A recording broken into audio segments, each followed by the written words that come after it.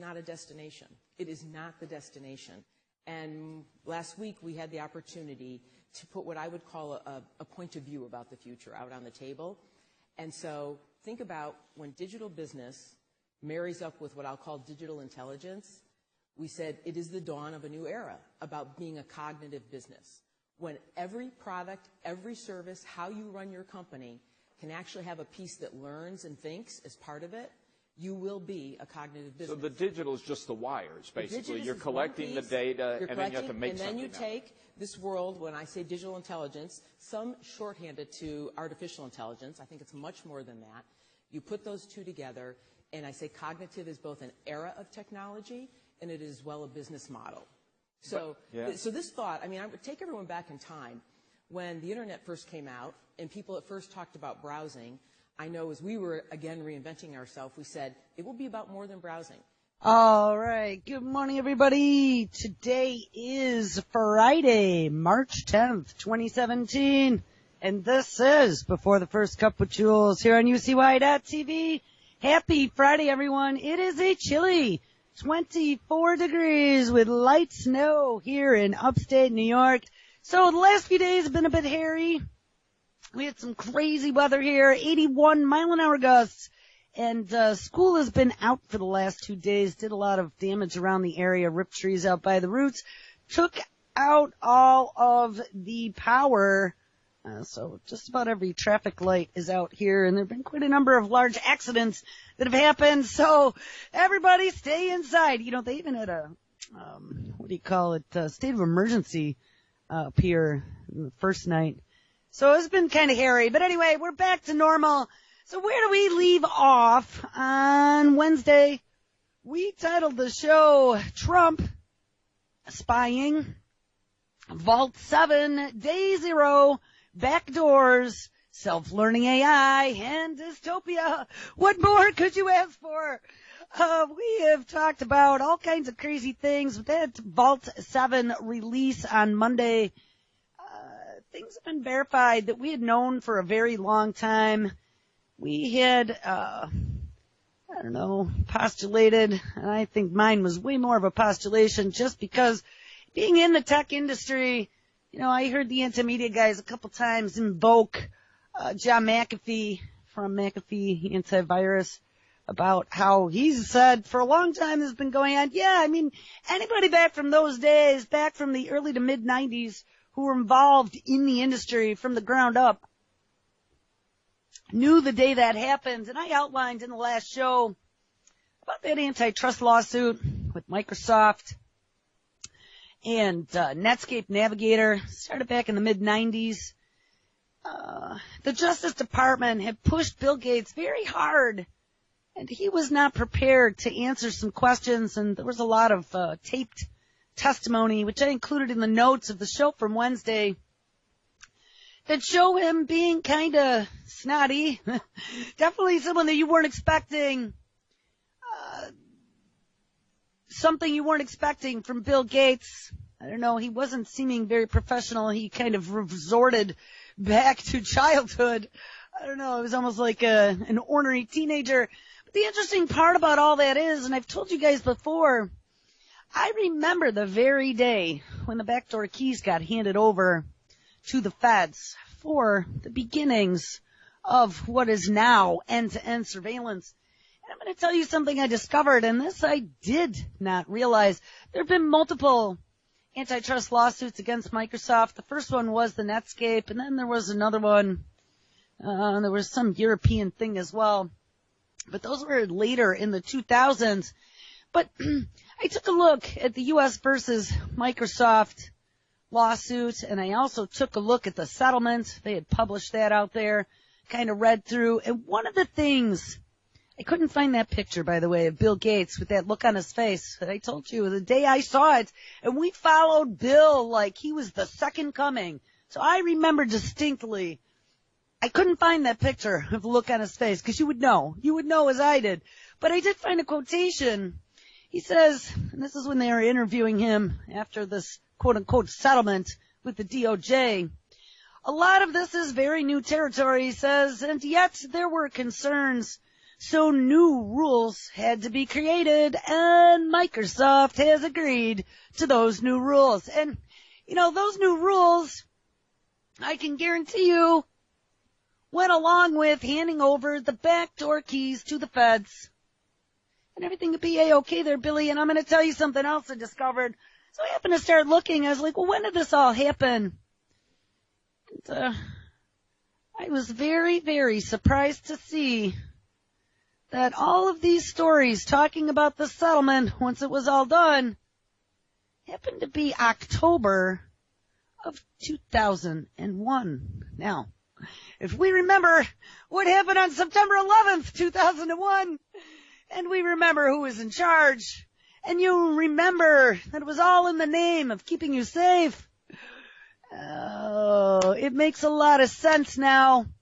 They said to Billy, hey, you know what, this has been going on 4 or 5 years now, this antitrust suit, and we've had about enough of your antics, Mr. Bill Gates, so we're going to settle, we're going to tell you how it's going to go, and look, we got something going on here, and you are on every desktop across the world.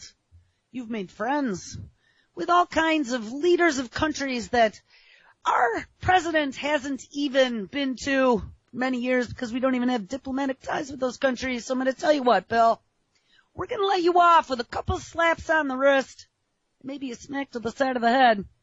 You don't have to admit wrongdoing, and he didn't, but you're going to have to give us the backdoor keys to make sure that none of those terrorists, quote-unquote terrorists, are out there. We'll let you keep your company together. So, guys, there you have it. Ding, ding, ding. And I don't know if you want to argue with me, you can, but I lived it. I watched it firsthand. But I didn't realize that that settlement happened October 2001, and that just seems a little too damn convenient for me. So let's fast forward now. Bloop. How many years? Well, let's see. 2001 to 2017. 16 years into the future. And now every back door seems to be open, known and unknown. And we discover that all this vulnerability knowledge of applications that are out there, these vulnerabilities are known by the feds and these professional hacking organizations, but no one is alerting the manufacturers of the products that have these big, huge holes. Oh no, they're allowing those huge holes to stay open to allow the public to be hacked without their knowledge, with information being stolen. Well, we got a problem now, Clyde, because these WikiLeaks, this Vault 7 WikiLeaks release, supposedly came from someone anonymously, some intern anonymously within the CIA, has really exposed us as not being a very nice country. Now, we've known for a long time that there is somebody else pulling the strings. The president's always been kind of a puppet. Just stick your hand up in there and make him talk. And I mean, it's been that way for a very long time, but I don't think we ever realized how much the alphabet agencies have been pulling the big fat ropes, not just the little dangly strings for the puppeteer. And these guys, the CIA, the NSA, DHS, people like Keith Alexander, Clapper, all those other clowns out there, they're not really clowns because they can blow your computer up remotely. They've all become pretty dangerous. These are the men, the unelected men who live in the shadows, who are joining the ranks of the men that have been running this country for a very long time. It's got to be pretty frightening to you because guess what? They have dirt on every single one of us.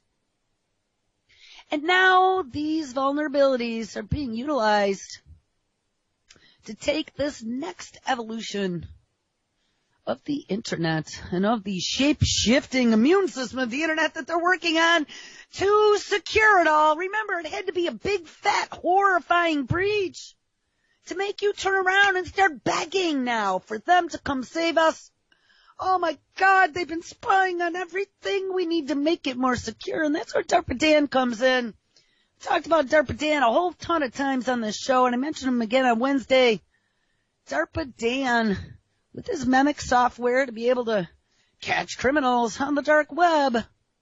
But DARPA Dan, who now has slid over to Google, they are working with Carnegie Mellon on the shape-shifting immune system of the Internet. We have DARPA, who helped finance that Cyber Grand Challenge this summer in Vegas. Carnegie Mellon won. That Mayhem software, we found out, has been released commercially. They were starting with a big router vendor that owns 99% of the backbone of the Internet to identify holes and vulnerabilities in their iOS software. I got to tell you, those honking routers, they could go for $500,000 if you stacked one of those puppies, one of those Big Ten card chassis. Those are no joke. Back in the day, the 7400 was like a big honker. Probably, I don't know, I'm sure they got bigger ones than that now. But that stuff is a big deal. You are talking about not just businesses, but internet service providers that are running it all. They have firewalls on them. They're protecting large back ends. You have routers like that are protecting the cloud data. The place where all of your personal information is now being funneled. It'll be your consciousness in the future if Kurzweil has his way.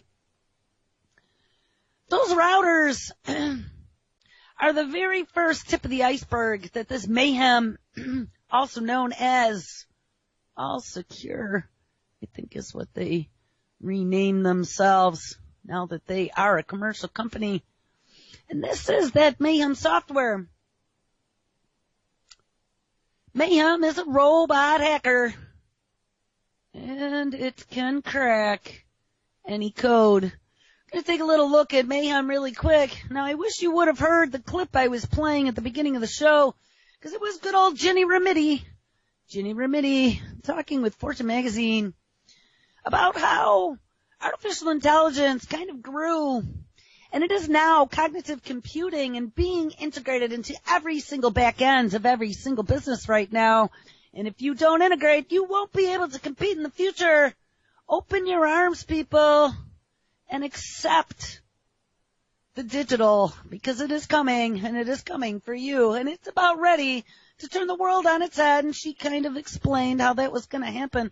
Really a bummer, because I wanted to start the show out with a clippy. We'll see if we can get that in there.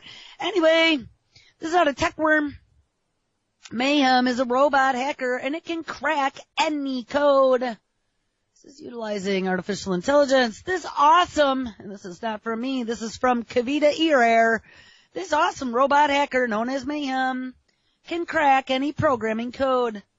The future world truly begins to AI, robots, and machine learning. And we have known about botnets and robots, but now here comes Mayhem, a software program that can hack any code. According to its developers, Mayhem is meant to be the best option, of course, to automatically defend against cyber attacks, and it will soon be launched into the real world to fix, quote unquote, the Internet. Now, mind you, this is dated February 2nd, and we started seeing fishy things start occurring. Oh, guess what? Last week. Oh, what day was it? Maybe it was Wednesday in February 1st. Oh, maybe, just maybe. I don't know, there was lots of crazy stuff happening on the web all last week. So, they've done it, now they let us know. For those unfamiliar, Mayhem has won a $2 million hacking prize at the Cyber Grand Challenge held at the DEF CON Hacker Conference in Las Vegas last year. And yeah, that was hosted by DARPA.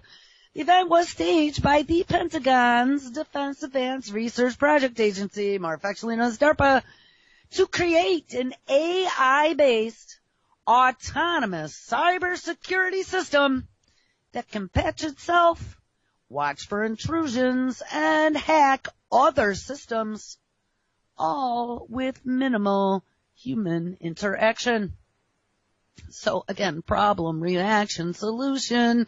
How amazing they've had Mayhem waiting in the wings. How amazing we had this huge release of data just a day or two after we had the sitting president of the United States start accusing the last sitting president of the United States of signing a warrant to tap him, and everyone said it was ridiculous, and then this huge trove of information comes out showing, hey, guess what? You're not the only one being bugged, it's everybody. Equal opportunity. But as all this is happening, the internet is so damn secure, don't worry about it, we have mayhem. I mean, this is just unreal. And, I mean, it's going to not only be able to bag, tag, and track, but go back and counterattack. Now, remember, the internet was deemed a battlefield by Keith Alexander.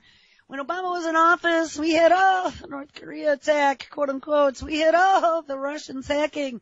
This is all bullshit. We already knew that it was some sort of redirect to be able to try and make it look like it was someone other than it was doing the hacking. We had assumed it was our Homeland Security or the alphabet agencies, NSA, CIA, FBI, one of them, or one of the military branches, or Microsoft Cyber Patrol, or the Israeli Defense Force, who knows? Could be any of them, guys. The HG, what are they called? GQ? No, I don't know what they call them.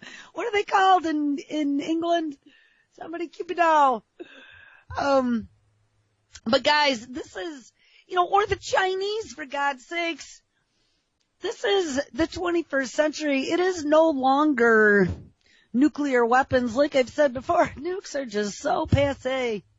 It is cyber warfare. It is stealing information. It is stealing not only personal information, not only spying on you, not only financial information, but also business secrets.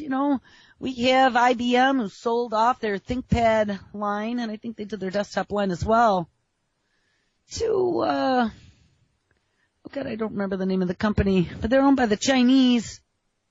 Oh, I used to know. And the federal government used to buy IBM notebooks and computers. They were huge on-state contract and federal contract. And they're now banned.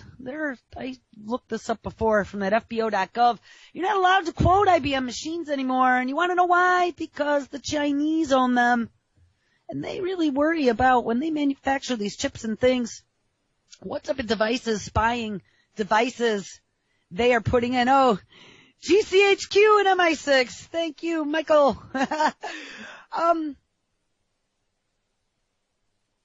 So we gotta be careful of this. But hey, don't worry about it, because DARPA and the Central Lizard Pit, where Obama gave his speech about how this next administration is gonna be running a country transformed by AI.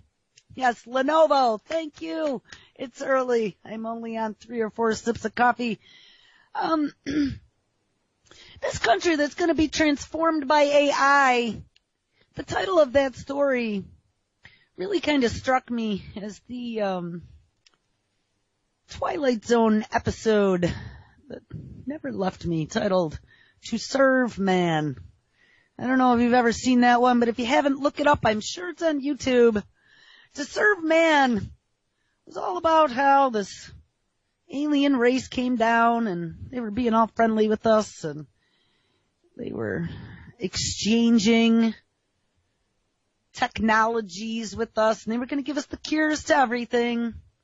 We were traveling up and down to their spaceship to see the wonders of their technologies. And finally, just finally, somebody decoded the book that supposedly had all the cures in it. And guess what? At the very end, and I really don't want to spoil it for everyone, but you got to watch it anyway because it'll give you chills even if I do. At the very end, someone translated the book, and they come out and they said, oh no, To Serve Men is a cookbook. It wasn't about helping us at all. It was a cookbook on how to cook, man.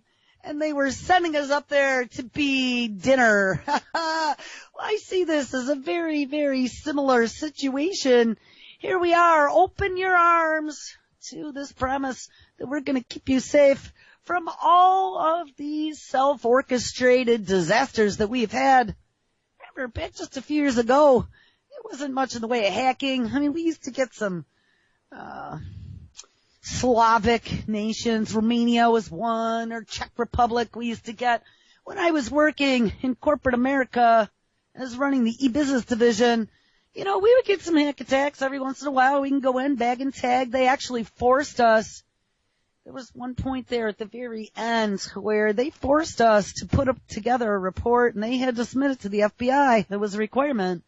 If you had a hack attack, thank God I didn't have to put my name on it, but I did have to put together a biopsy of what we found after we investigated. But we weren't talking insanity like we're talking now, where everything is vulnerable. You had some patches. You did some vulnerability testing. I still have some of that software on this machine, as a matter of fact. Or you could just point it to an IP address, it'll scan, and then it spits you out a report as to where it found your holes. Then, as a good network administrator, you go patch them. That's the way it worked, but now it seems the whole world has gotten behind it, and we have to find a solution. So again, DARPA sprinkle funding, $2 million, the Carnegie Mellon team wins. The same Carnegie Mellon where Obama gave a lecture about how artificial intelligence is going to transform the country. And that software that won, named Mayhem, is now turned into a startup, sprinkle funding with taxpayer dollars, called For All Secure. I called it All Secure the other day, but that's another company. This is called For All Secure, co-founded by Carnegie Mellon professor David Brumley and 2 of his PhD students. Now, Mayhem is beginning to test its hacking skills to work in the real world. A company, wink wink, has started familiarizing Mayhem to automatically finds and patch flaws in certain kinds of commercial software, including that of internet devices such as routers. And this is the story I had to laugh at, where it's like, oh, this unnamed router company. Well, we all know who it is.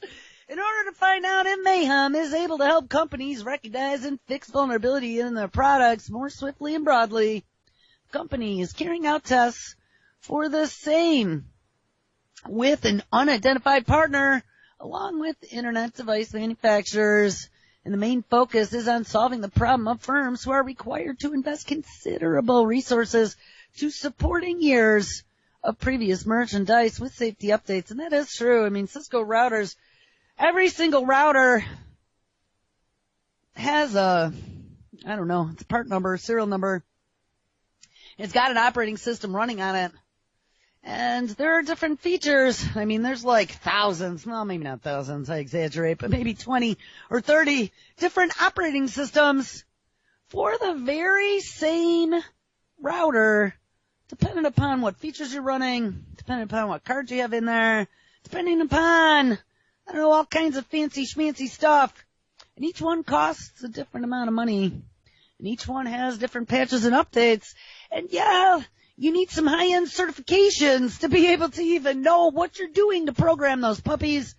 So I would say Cisco is a good target for this. But on the other hand, we are giving, and I talked about this the other day, the wolf in sheep's clothing, some more of the backdoor keys, people. These are the backbones to everything and anything. If you own the backbone keys to the internet, if you know every little in and out and secret back door, well, you could get in anywhere. This literally gives the federal government backdoors to the cloud even. Unless, and I would hope, well, all right, I'm not going to say that because Amazon Cloud, Jeff Bezos, we discussed this many times before. Jeff Bezos and the CIA cut a deal quite a number of years ago, and he built them a parallel Amazon Cloud, so they're all chummy, and now he runs the government mouthpiece, Washington Post. So I guess we're not going to worry too much about Amazon getting hacked, because it really doesn't have to get hacked. They could just open up those doors. But there might be some other providers out there, and I don't really think there are too many holdouts anymore.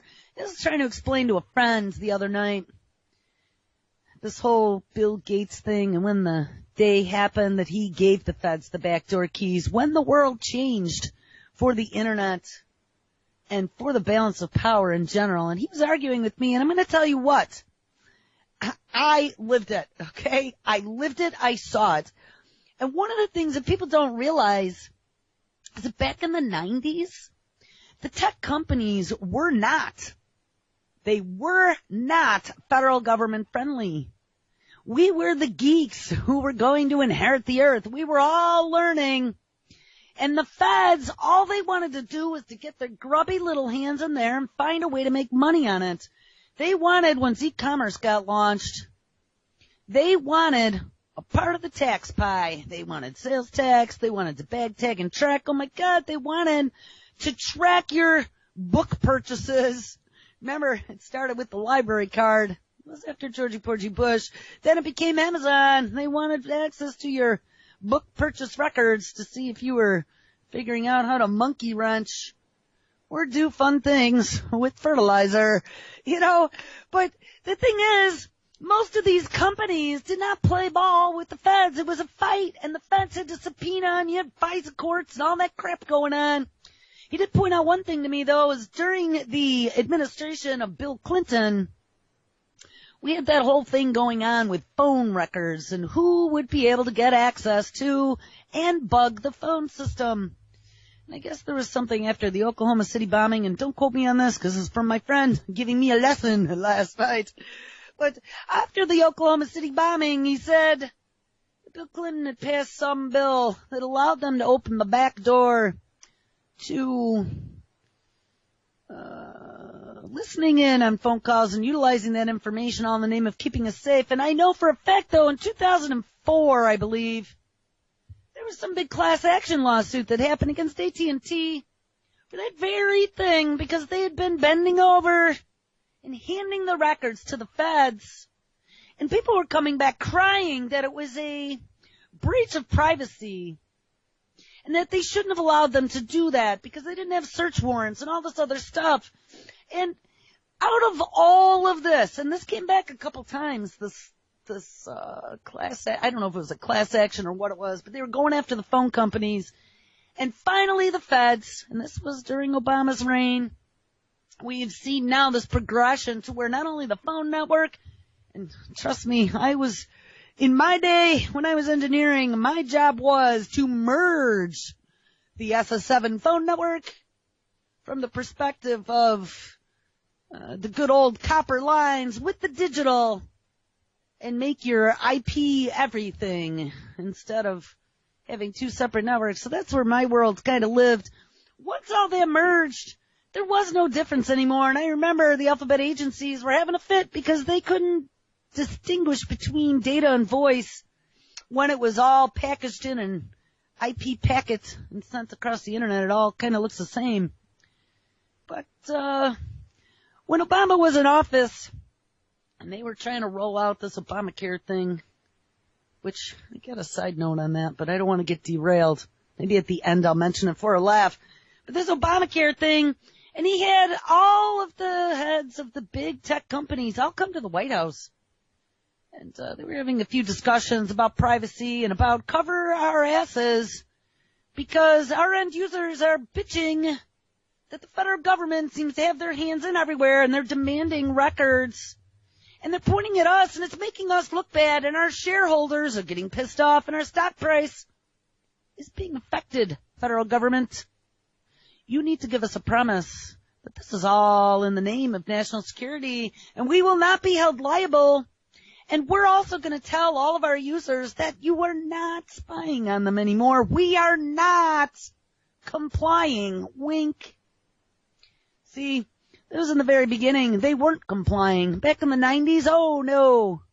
When you saw Bill Gates giving testimony to the DOJ and he was being a snotty little pisspot, and it was weird because he was like rocking in his chair too. Like he definitely was having some issues there. I think I would be too, though. They were grilling him pretty hard, and that went on for a really long time. But they were not playing ball with the feds. And when Billy took that settlement in October of 2001, and they told him, Bill. You can take all your marbles back home. We're not going to take any of them, but we're going to slap you around a little bit. And you're going to give us the keys to the car. We're going to still let you drive. But we are going to have someone in the passenger seat watching everything that's going on.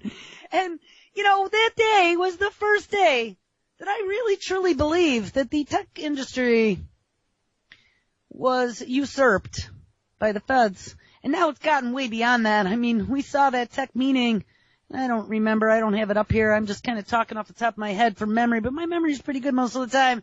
I mean, it was all the big boys. It was the Amazons, the Googles, the Microsofts, the Apples, the whatever. Everybody who was anyone was there. They all made a big deal. And the Fed said, oh, yes, no, we won't be spying on you.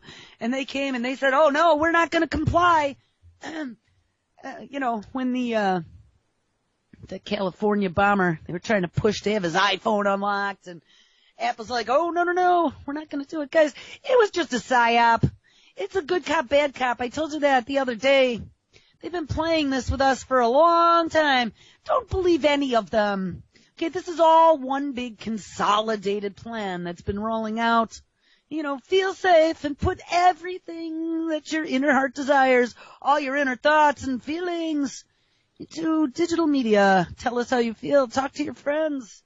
Speak about how angry you are, because at some point in the future, we're going to use it against you as we're putting it into our 24/7 Amazon cloud dossier of you.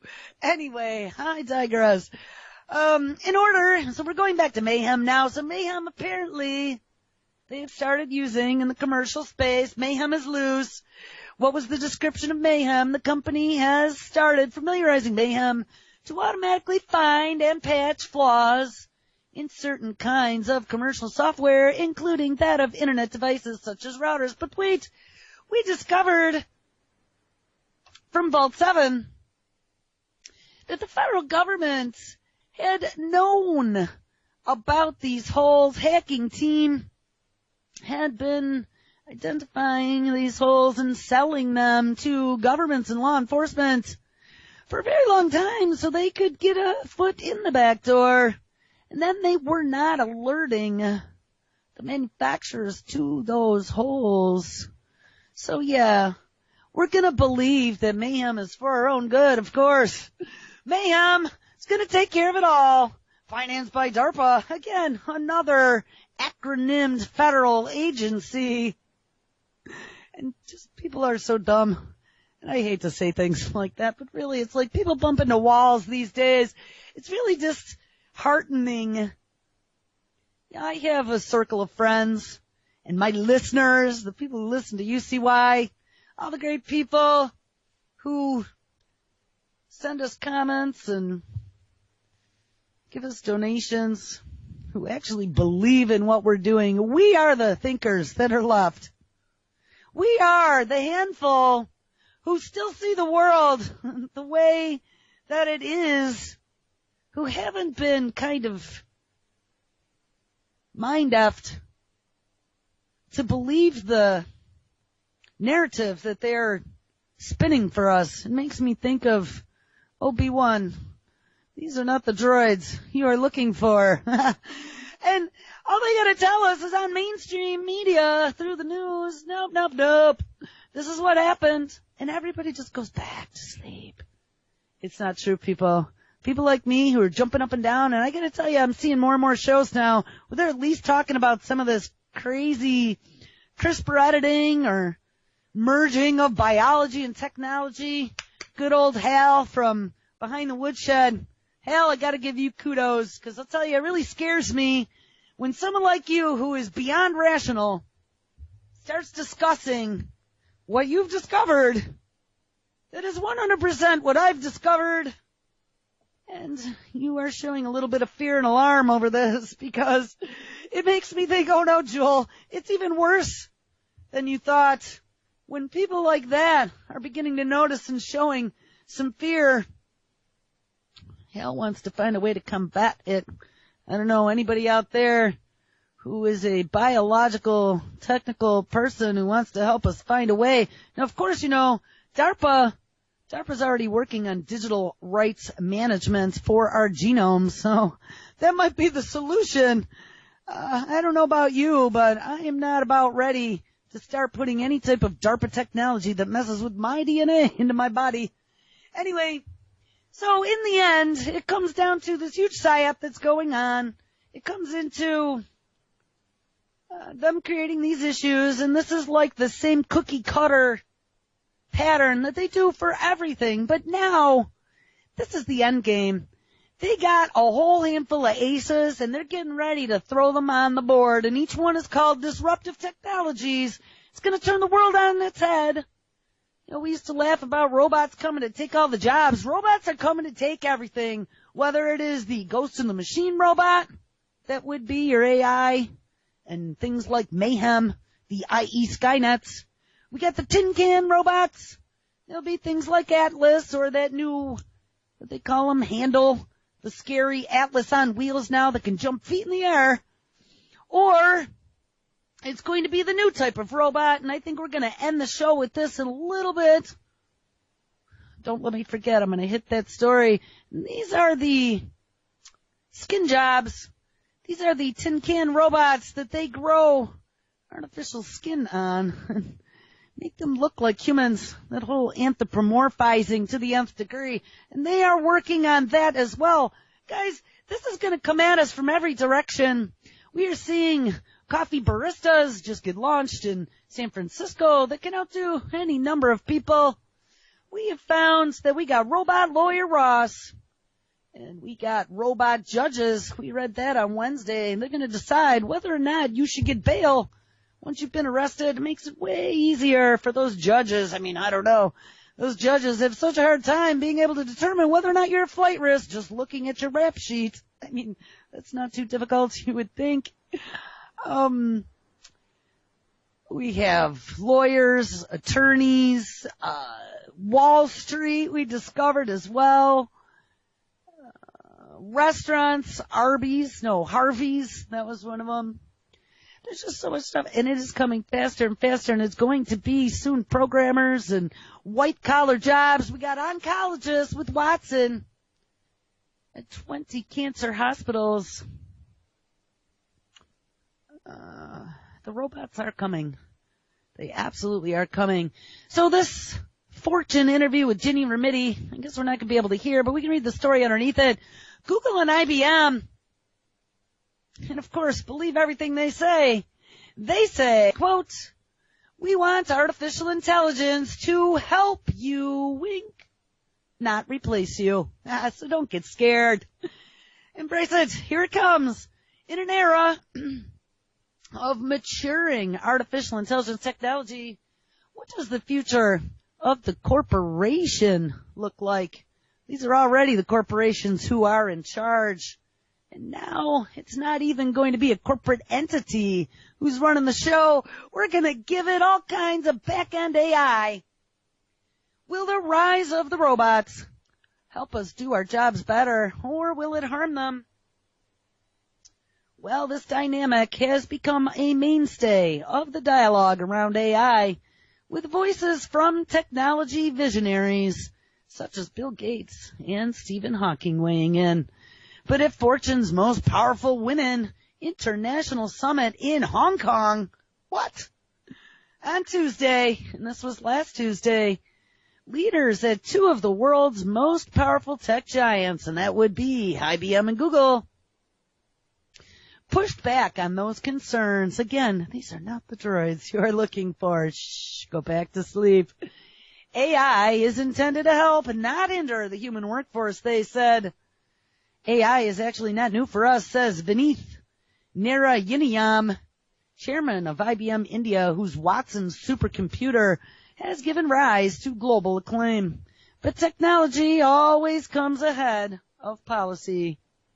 Just as her boss, IBM CEO Ginny Remedy, has insisted, quote, "It will not be man or machine. It'll be all of us." Consider a bank in Brazil that has 50 different products. She says the average call center rep cannot handle 50 products. No, because they're dumb as tin cans now.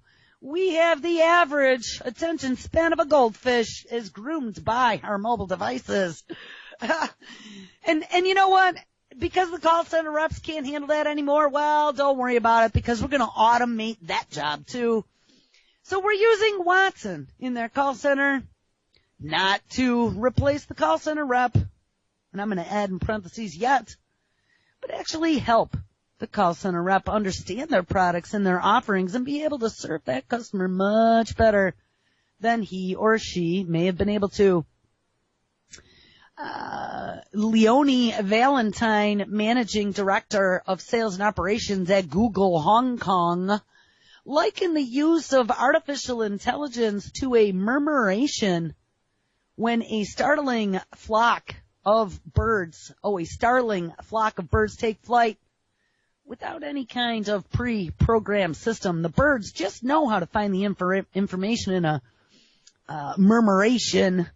And they just kind of all fly together and it works. It's a fantastic analogy for what the future of an organization might look like. The Google executive also defended artificial intelligence as a means of supplementing human workers.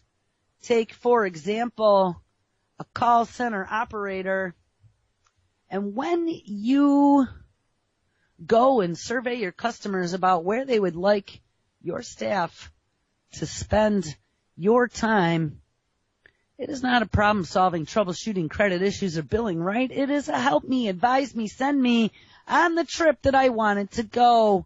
So Valentine says that since a lot of technology has been put in place, we actually are finding that we are finally getting to the place that has been the nirvana for the last 20 or 30 years in corporations, which is moving people to high value tasks, which is telling you guys, yeah, there's going to be much fewer of them, which is actually taking the intelligence of the organization and forming that human intelligence, and where we need value-based judgments and real-time decision-making and a human touch, putting it back into the hands of the customer. You know what? Techno-babble bullshit, I say. That is just a spin to confuse you and tell you it's all going to be okay. Don't worry about it. We're putting it into the call centers and the oncology centers, into the judges of Wall Street and banking and tax preparing and everything else, and the baristas. Don't worry about it. They're not going to take all your jobs. Yes, they are. Trust me. They are. This is only the beginning. Machine learning and Microsoft Word is scarily good. They are now putting their new editor to be able to be a grammar Nazi into the new Office 365 version of Word. And that's got to be a little scary. Again, we know everything you type, everything you say is funneled to the cloud. Now let's put artificial intelligence into our word processing application. We know that they are already running a translator that's utilizing deep learning in Skype. Well, let's add it now to the world's most popular editing application for text. And it's going to do all kinds of great things. If you use it, it's going to make sure that your words are perfect. This author says, I have been writing professionally since 2001, around 10,000 published articles now, but I'm still learning, I guess. And this isn't me, this is here. The new editor announced today from Microsoft, and this was March 5th, so this was 5 days ago. And available immediately if you select the Fast Insider option within Word under Settings, is like hiring a grammar nanny. Yeah, just what we need, more nanny state to watch us. The editor scans all of your writing. Of course, it's to make your writing better, not to track what you're writing. No. Alerting you to your passive voice and to jargon. It can also identify words that, quote, express uncertainty. And for example, in a document that is 50,000 words, it is a long story on that, but they kept using words like basically, maybe, over and over again. And they were then zapped because when you look back at this editor, it shows that they add clutter. But another interesting discovery. This author discovered that he's a champion of active voice. He was educated about the problem long ago, but he forgot about it. So now words grammar Nazi. They call it the grammar nanny. I call it the grammar Nazi. And you know, when people do that to you, if you've ever had somebody who's a grammar Nazi, I try not to do that. I got my English degree, and I used to be like all smarty pants like that and annoy the shit out of people. But you know what? I don't do that anymore. I use it as my license to be able to slaughter the English language now, all in protest. But if you have a friend who is a grammar Nazi, you know how irritating it can be when they are correcting you real time during a conversation or whatever. So if you can imagine, especially if you're using Word a lot to write, how annoying it would be if the little grammar Nazi came up to correct you every time you made a mistake. All right, let's move forward before we run out of time, because it is Friday, and I unfortunately had to skip a day or two this week. I don't even remember. It was a long one. Another big boy in the tech industry is now taking artificial intelligence. The next step, we know Facebook, Fedbook, as people call it, they've been using it for surveillance for a long time. They have a big artificial intelligence backend that's been looking at a lot of stuff. They've been playing with our emotions for a while, doing experiments psychologically to see how we react to things, and then they're taking all the data that we are inputting into Facebook and our interactions with our friends and interactions with the experiments that they are doing by adding things to our feed and feeding that into their AI machine to be able to do metrics on us, to be able to do pre-identification, personality profiling, that type of thing. I mean, don't think that they're not doing that to all of us on all the applications. The alphabets are all into personality profiling. But Facebook has now turned artificial intelligence to tackle suicides. So, of course, again, it's going to be to help you embrace the machine. It's going to help you. There was an unfortunate incident. This is very sad. Somebody actually committed suicide, I guess, on Facebook Live while they were doing a video. I don't remember that happening, but they say it did. It was pretty awful. But in response to that tragedy, Facebook has now come out and said that they are going to not only give the end users tools to be able to report somebody if they think they are going to be a danger to themselves or others in real time, they've already also given Facebook AI the ability to monitor offensive material in live streams, and they're going to be scanning posts to preemptively look for signs that somebody may be expressing suicidal tendencies by posts that they put on their Facebook page, so they may intervene before it is too late. Now again, double-edged sword. I mean, that might be a good thing if that's what they're really going to use it for. But on the other hand, it also is very broad. We can scan everything. We can see if you're going to be a danger to yourself or others. Oh, look, he was so suicidal that he's going to go out and become a terrorist. He doesn't care if he takes out himself and 100 other people. You know, you can see how this could get out of control very easily. Well, another place where I've seen AI pop up just recently, we know all these tech billionaires who are investing in living forever. Many of them also have space programs. They all want to get off this rock. They're all in bed with the feds doing research like Elon Musk with NASA, utilizing some of their staff and some of their facilities. We got Jeff Bezos working with, who was he working with? Not the CIA on drones. With the FAA. The FAA on developing a new drone tracking system. So places like Amazon can have self-delivery drones. but he's also got his Blue Origin project, where we're going to talk about reusable rockets to be able to deliver cargo in space.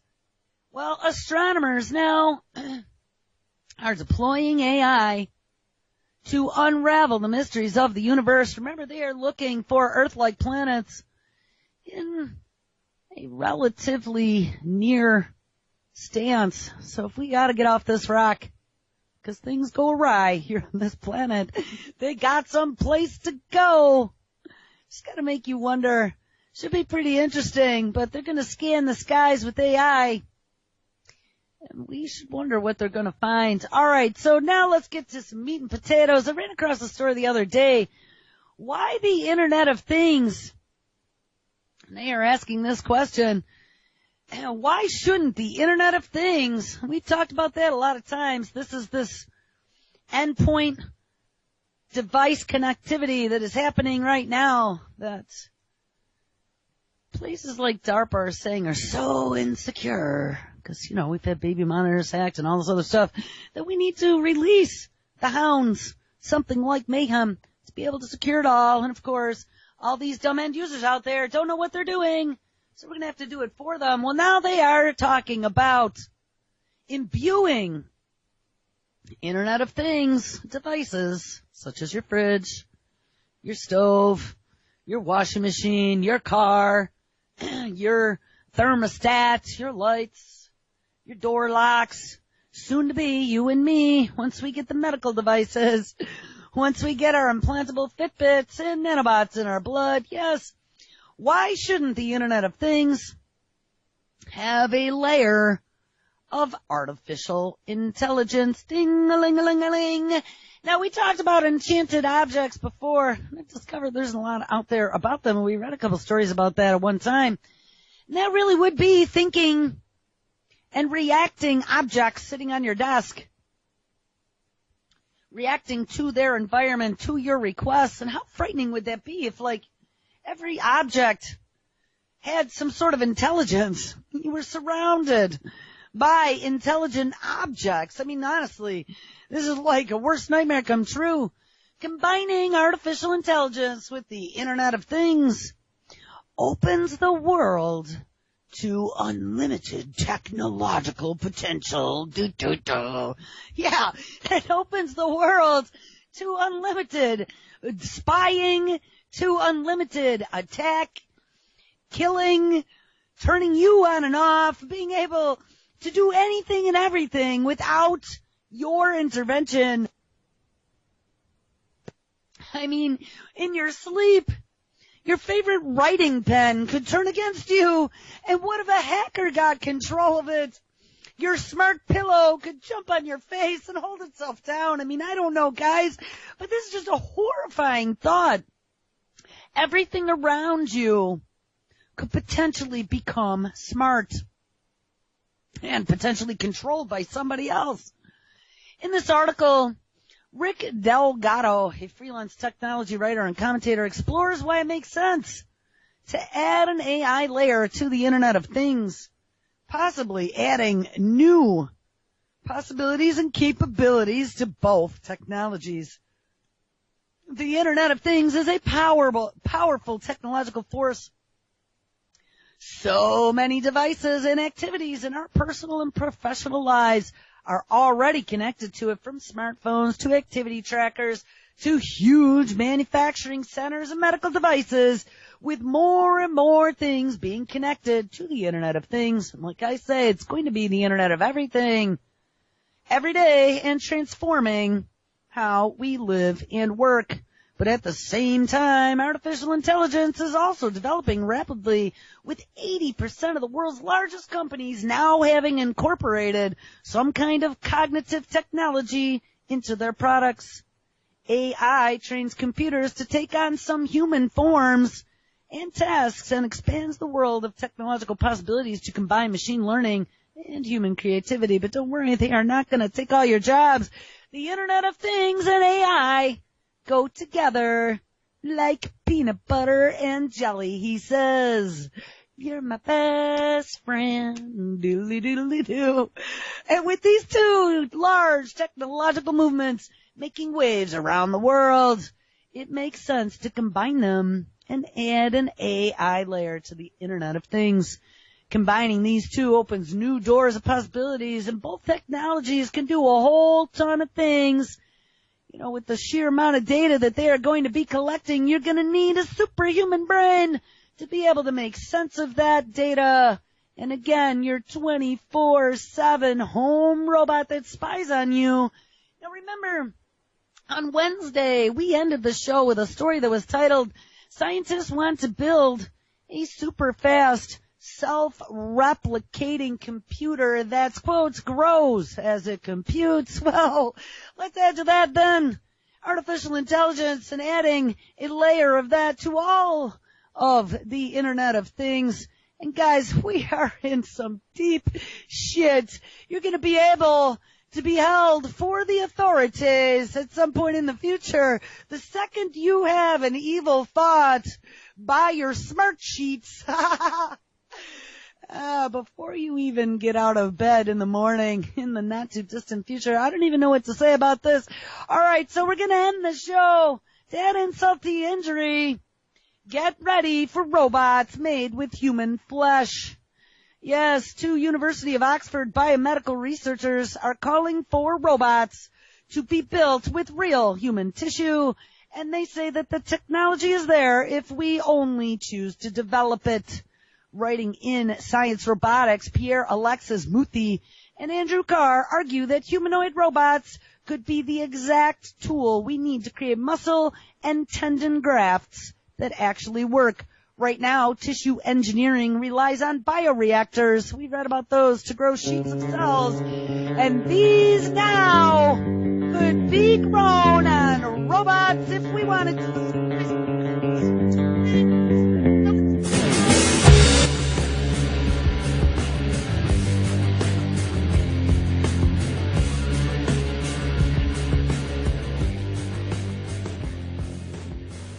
But I've actually written extensively about the dangers of all this. Bill Joy's article on the cover of Wired magazine, Why the Future Doesn't Need Us, which talked about the grave dangers of genetics, nanotechnology, and robotics, came from my book. He says at the beginning of the article he got these ideas from my book, The Age of Spiritual Machines. And Chapter 8 of The Singularity is Near is called The Deeply Intertwined Promise versus Peril of GNR, Genetics, Nanotechnology, and Robotics. I'm working extensively with the Army to develop a rapid response system to deal with the possible abuse of biotechnology. So about the same technologies that are empowering us to reprogram biology away from cancer and heart disease could also be used by a bioterrorist to reprogram a biological virus to be more deadly.